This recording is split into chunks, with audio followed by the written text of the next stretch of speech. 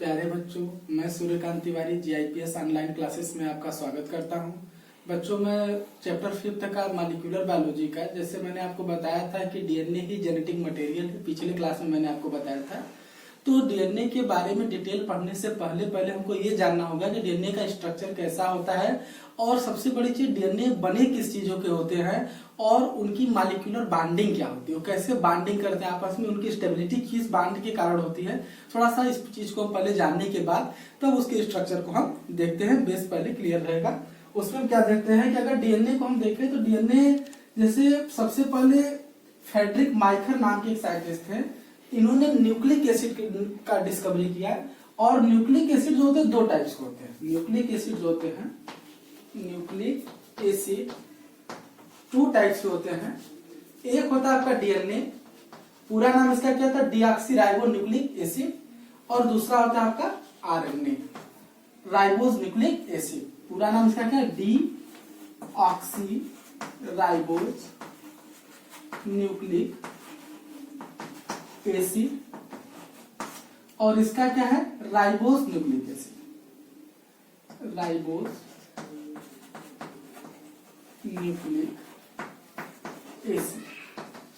तो बच्चों, पहले डीएनए के डिटेल को जानने से पहले हम देखें कि न्यूक्लिक एसिड कितने चीजों के बने होते हैं। अगर हम न्यूक्लिक एसिड की हम बात करें, अगर किसी न्यूक्लिक एसिड की हम बात करें तो ये न्यूक्लिक एसिड बेसिकली तीन चीजों का मिलकर बना होता है। ये तीन चीजें क्या होती हैं, सबसे पहली चीज होता है number 1 pentose sugar, pentose sugar. Number 2 nitrogenous base, nitrogenous base. और number 3 phosphoric acid, phosphoric acid. तो जो सबसे पहली चीज हम नाइट्रोजनस बेस को सबसे नंबर 1 पर देख रहे हैं। जो नाइट्रोजनस बेस होता है ये दो तरह के होते हैं। नाइट्रोजनस बेस जो होता है ये दो तरह का होता है। एक को हम कहते हैं प्यूरिन और दूसरे को कहते हैं पिरामिडीन। क्या कहते हैं, एक को कहेंगे प्यूरिन और दूसरे को कहते हैं पिरामिडीन।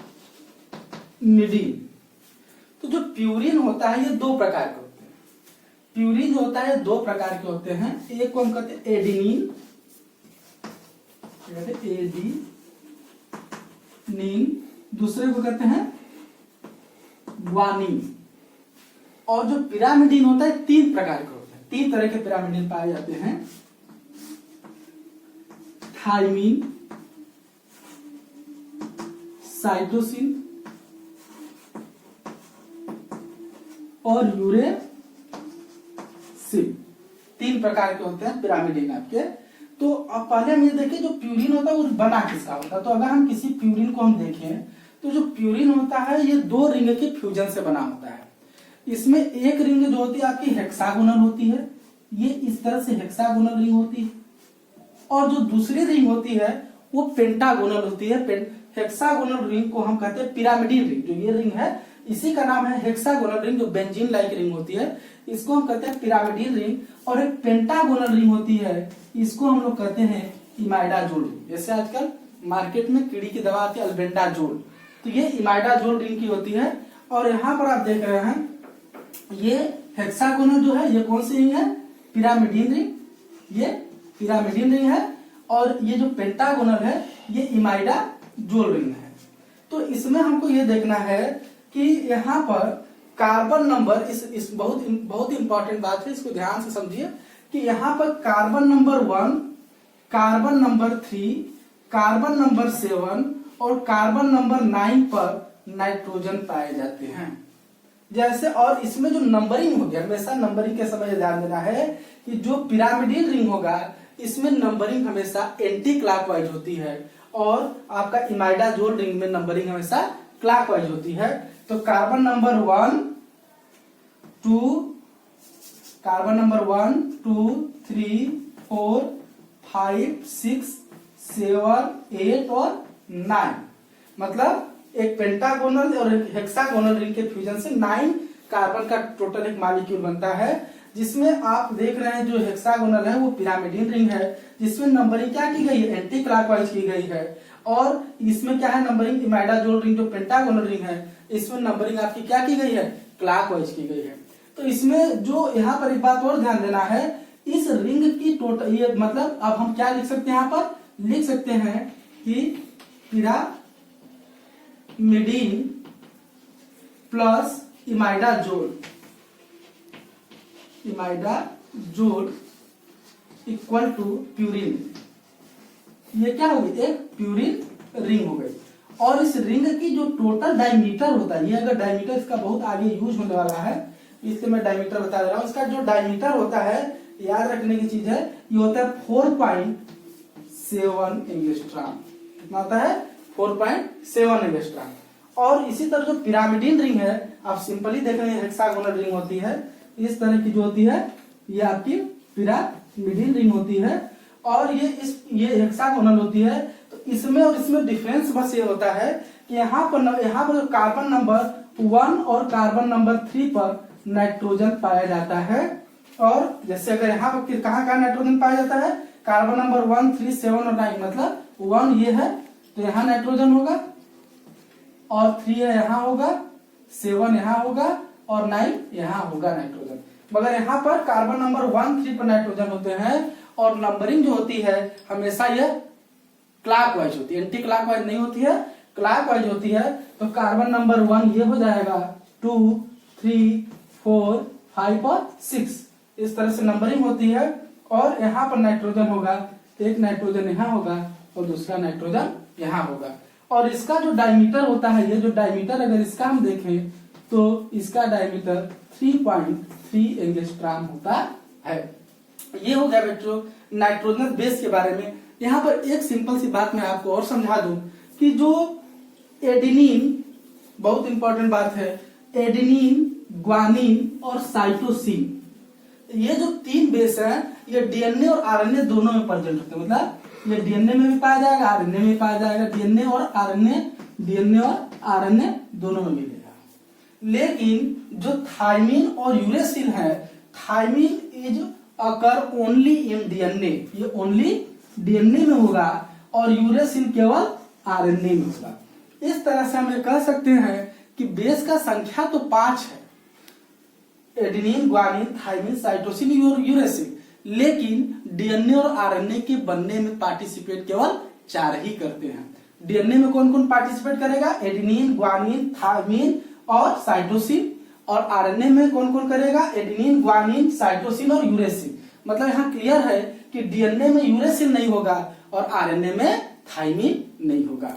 अब यहाँ पर एक चीज और हम देखते हैं, यहाँ पेंटोज शुगर हमने लिखा है।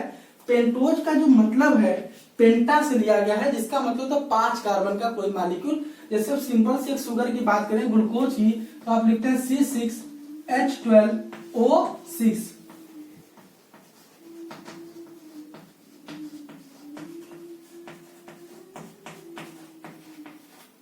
C6H12O6। तो यहाँ पर आप देख रहे हैं कार्बन का नंबर 6 है, तो ऐसे शुगर को हम क्या कहेंगे, हेक्सोज शुगर। तो यहाँ कार्बन के नंबरिंग के जैसे 5 है, यहाँ पर कार्बन का नंबर, इसको हम कहेंगे पेंटोज शुगर। अब ये पेंटोज शुगर है, तो पेंटोज शुगर में आप देखेंगे कि जैसे अगर इसको हम देखा जाए कि बेटा पेंटोज शुगर अगर हम बनाए, तो यहाँ पर मैं बना रहा हूं, इसको डायग्राम को आप देख रहे हैं।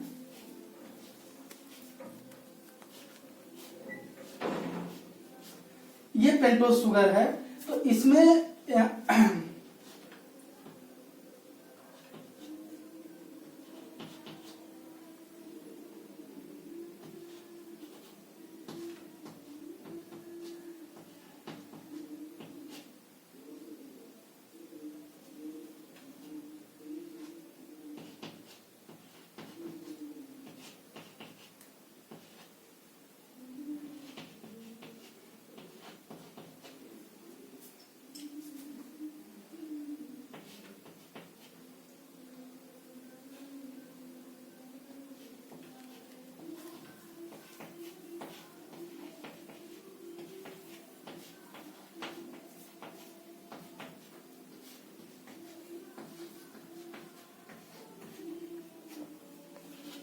बच्चों यहाँ पर आप देख रहे हैं दोनों, ये दोनों पेंटोस शुगर हैं। क्यों? क्योंकि अगर दोनों पर हम एक चीज देखें तो दोनों 5 कार्बन का नंबरिंग करें, देखो कार्बन नंबर 1 2 3 4 और ये 5।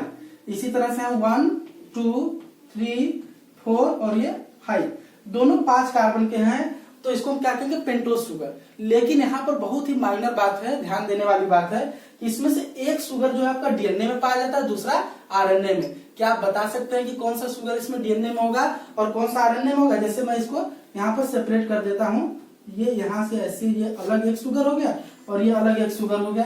तो क्या बच्चों बता सकते हो किसमें से ये डीएनए में होगा या ये डीएनए में होगा, कौन सा? तो इसके लिए देखिए दोनों में क्या डिफरेंट आपको दिख रहा है। आप ध्यान से अगर देखेंगे तो इस पूरे दोनों शुगर में कहीं आपको कोई डिफरेंट दिख रहा है? नहीं दिख रहा है। एक जगह दिख रहा है। कहाँ दिख रहा है? देखिए कार्बन नंबर 2 पर। अगर आप कार्बन नंबर 2 पर देखें तो यहाँ पर क्या है? केवल H है और यहाँ पर क्या है? OH है।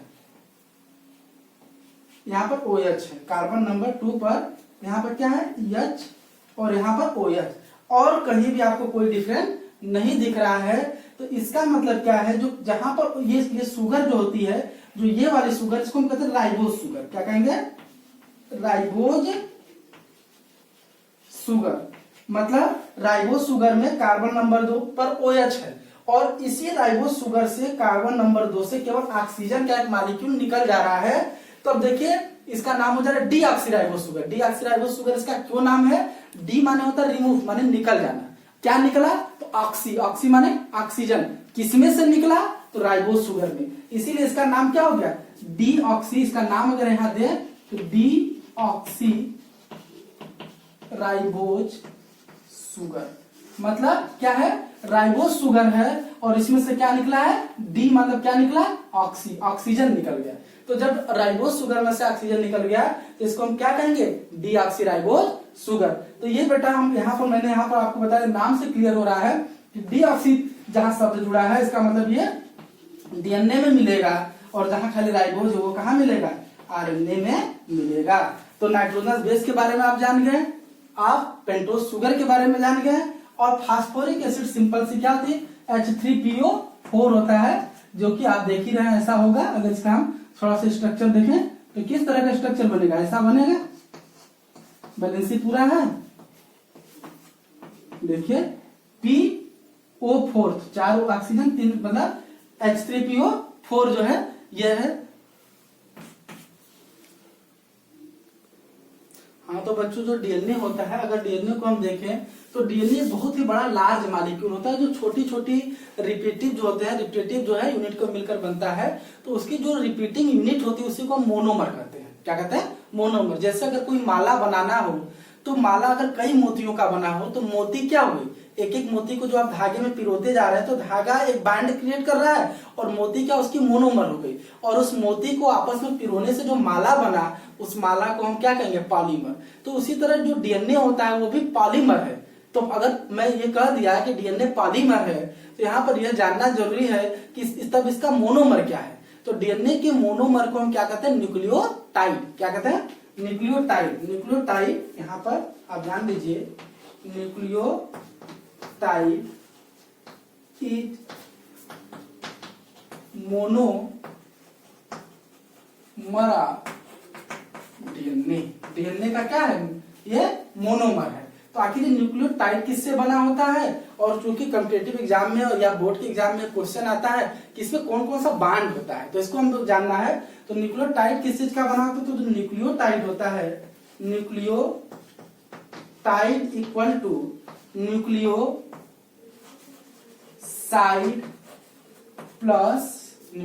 प्लस क्या होगा? आपका फास्फोरिक एसिड। न्यूक्लियोटाइड बराबर क्या होता है? Equal to nucleoside plus phosphoric acid. तो हमको बच्चों पहले एक बार अगर यहां से निकालना होगा कि न्यूक्लियोसाइड बराबर क्या होगा। न्यूक्लियोसाइड इक्वल टू क्या होगा? आपने अभी 2 मिनट पहले देखा है कि जो न्यूक्लिक एसिड होता है वो 3 ही चीज का बना होता है, पेंटोस शुगर, नाइट्रोजनस बेस और फास्फोरिक एसिड। तो यहाँ पर आपको फास्फोरिक एसिड तो दिख रहा है, लेकिन 2 चीजें छिपी हुई है। कौन कौन सी? पेंटोस शुगर और नाइट्रोजनस बेस। तो इसका मतलब जो न्यूक्लियोसाइड है, इन दोनों, इसमें यही दोनों इंक्लूड है। तो न्यूक्लियोसाइड बराबर क्या होगा? पेंटोस शुगर प्लस नाइट्रोजनस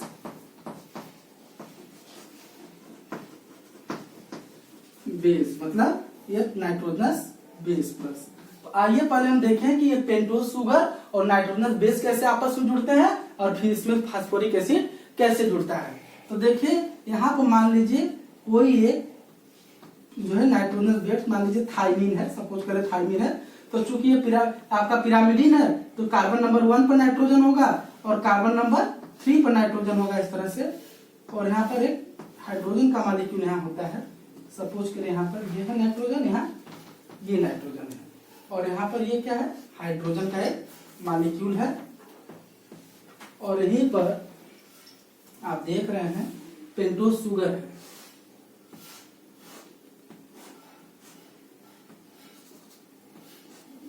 तो यहाँ पर क्या है, OH H H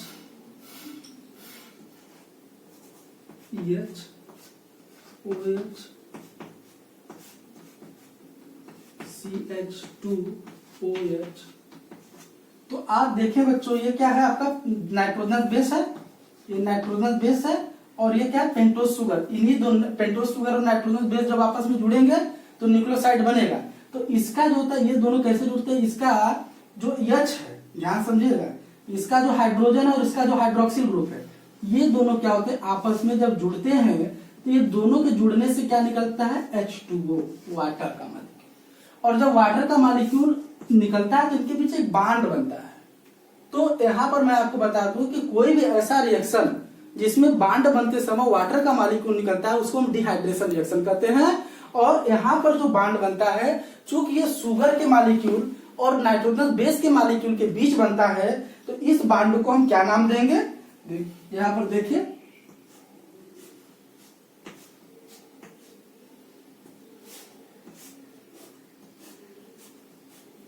यहाँ पर अगर हम ध्यान से देखें तो ये नाइट्रोजन और यहाँ पर हाइड्रोजन, यहाँ हाइड्रोजन, यहाँ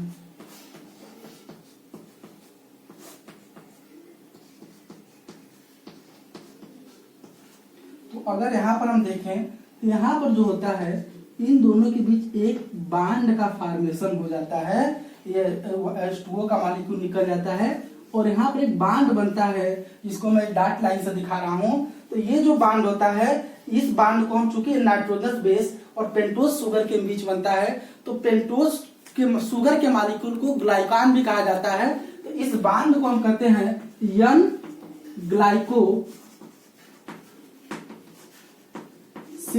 बांड। इसको क्या कहते हैं, एन ग्लाइकोसिडिक बांड, या इसी को एन ग्लाइकोसिडिक लिंकेज भी कहा जाता है। अब ये क्या है, यहाँ पर ये नाइट्रोजनस बेस हो गया, ये पेंटोस शुगर हो गया। तो पेंटोस शुगर में जब नाइट्रोजनस बेस बनेगा तो क्या बन जाता है, न्यूक्लियोसाइड। तो हम क्या लिख सकते हैं, ए न्यूक्लियोसाइड। ये क्या बन गया, एक न्यूक्लियोसाइड का मॉलिक्यूल बन गया। तो न्यूक्लियोसाइड के मॉलिक्यूल में कौन सा बांड पाया जाता है, ध्यान दीजिए, एन ग्लाइकोसिडिक बांड। अब इसी में क्या जुड़ जाएगा, फास्फोरिक एसिड जब जुड़ जाएगा तो ये क्या बन जाएगा, न्यूक्लियोटाइड, मतलब जो डीएनए का एक मोनोमर होता है उसका फॉर्मेशन हो जाएगा। तो इसका अब मोनोमर कैसे बनेगा, अब इसको हम देखते हैं कि ये कैसे होता है। तो इसके लिए अब हम देखते हैं यहाँ पर इसका, यहाँ पर ये इस तरह से देख रहे हैं कि सपोज करो बच्चों कि ये आपका है न्यूक्लियोसाइड है,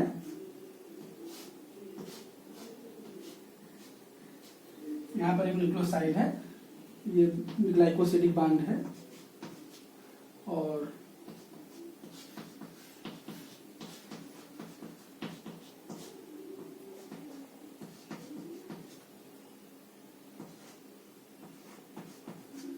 इसमें क्या जोड़ना है, फास्फोरिक एसिड। तो फास्फोरिक एसिड का क्या होता है सिंबल, इस तरह से हम इसको ओपन करेंगे बाइंडिंग को समझने के लिए, कैसे बांड बन रहा है। इसमें भी सेम वही चीज होता है। इसमें क्या होता है कि आपका इसका हाइड्रोजन और इसका हाइड्रोक्सिल OH, ये दोनों यहां पर जुड़कर क्या बनाएंगे, बोलिए यहाँ पर दोनों क्या बनाते हैं H2O, यहाँ भी एक वाटर का मॉलिक्यूल बनता है और ये वाटर का मॉलिक्यूल निकलता है तो यहाँ पर एक एस्टर बांड का फॉर्मेशन होता है। आप लोग पढ़े होंगे एस्टर बांड क्या होता है। देखिए इस तरह से बांड बनता है यहाँ पर,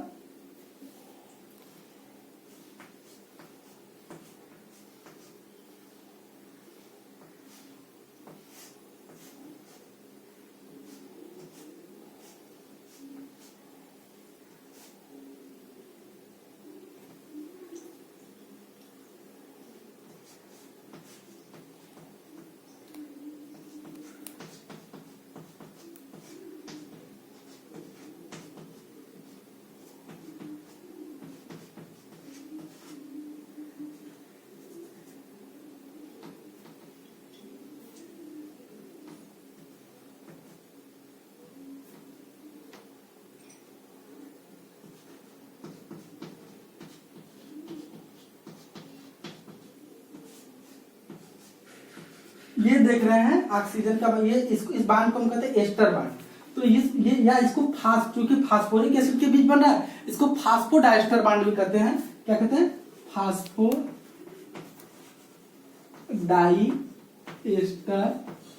बांड। ये फास्फोडाइस्टर बांड का फॉर्मेशन हो गया और यहाँ पर क्या एन ग्लाइकोसिडिक बांड। तो देखिए अब ये क्या बन गया, इस न्यूक्लियोसाइड में क्या जुड़ गया, फास्फोरिक एसिड जुड़ गया। तो ये इसके जुड़ने से क्या बन गया, ए न्यूक्लियोटाइड। तो हमको ये पता चल गया है कि ये न्यूक्लियोटाइड क्या होता है, मोनोमर होता है डीएनए का। और ये न्यूक्लियोटाइड का फॉर्मेशन कैसे होता है, तो अगर कोई पूछे कि न्यूक्लियोटाइड में कौन कौन से बांड पाए जाते हैं तो आप क्या बताएंगे, फास्फोडाइस्टर बांड और एन ग्लाइकोसिडिक बांड। जबकि न्यूक्लियोसाइड में क्या पाया जाता है, तो केवल glycosidic bond. Thank you for